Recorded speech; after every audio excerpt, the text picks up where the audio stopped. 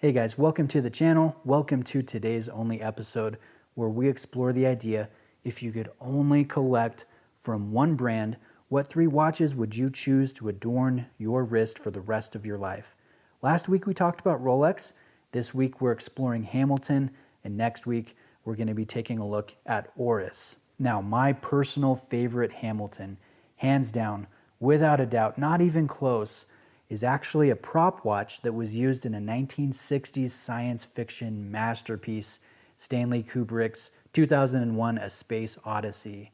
Now, honestly, I have no idea if this is even a working watch or if it was just a prop that Hamilton put together for the film, but I think it's beautiful. The design is fantastic. It's interesting what a designer in the 1960s anticipated or expected an astronaut's watch to look like in the early 2000s.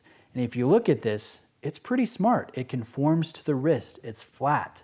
It's unobtrusive. There are multiple dials here for keeping track of various time zones. I think it's functional, it's beautiful, but again, I have no idea if this is a real watch or if it's, just a prop.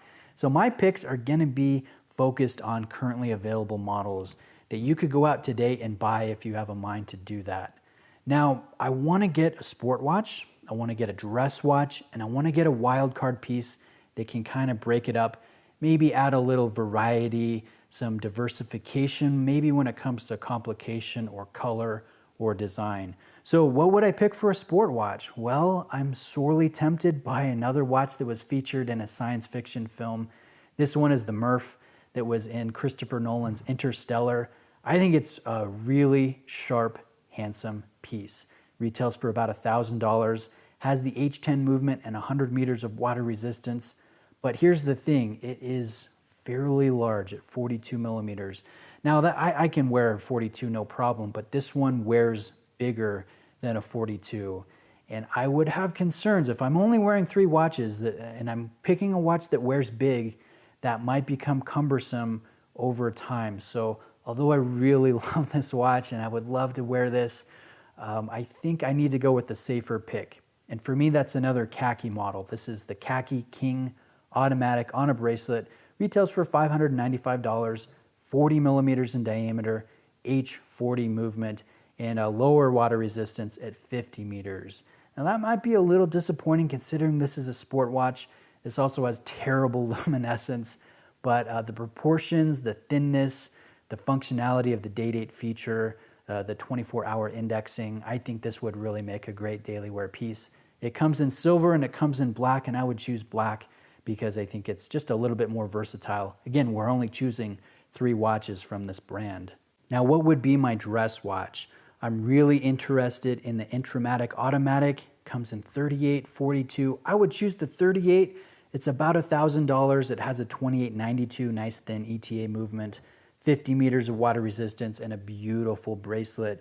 I love the retro design, but here's the thing, guys. When we're picking only 3 watches, I think at least one of those picks needs to be an icon from the brand. Like, you can't pick Omega and not pick a Speedmaster, right? So with Hamilton, I'm gonna axe this Intramatic, even though I love it and I know I would enjoy wearing it.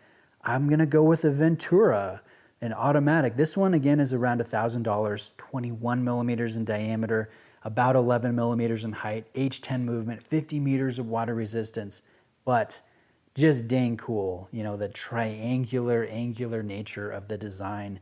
It's just out there. It is retro inspired. It really, it's the icon from this brand, from Hamilton. Ventura, it doesn't get much more Hamilton than the Ventura. So I'm getting the automatic. I like this one. I think it would be fun to mix up with different leather straps. And I don't wear a dress watch a whole lot, but this one certainly would be really fun. Now, what would be the last pick to round it out, round out the collection, add some diversification? I'm really interested in the Jazzmaster, the open heart automatic, great proportions at 40 millimeter. This one again, H10 movement, about $1,000. But take a look at this bracelet. I'm a bracelet guy, and I love this H-link layout where you can actually get the H from Hamilton in form on the bracelet. That's a fun detail. but I want to add some more diversification, some complications. So although the Jazzmaster is great bang for buck, I'm actually going to put more money in and get an Intramatic chrono. So we can still get the Intramatic into the collection, but we're getting a beautiful Panda dial chronograph. $21.95 retail price, 40 millimeter H31 movement. And surprisingly, this has 100 meters of water resistance, which would be the most out of the other picks that I've currently have here. So I think this one would be awesome on a polished Milanese mesh or rubber if I want to utilize that water resistance. I probably wouldn't, but again, it would be so much fun to play with a good leather strap, and I think would just be a great addition to round out my personal trio. I'd have a dress watch, I'd have a sport watch, and I'd have a wildcard watch with a complication. So these are my picks, guys. What would you choose? I'd love to hear your selections in the comment section. Thanks again for taking the time to watch. Remember, next week we're going to be talking about Oris, so get prepped for your picks on that one as well. So again, thanks for watching, guys. I'll see you in the comment section.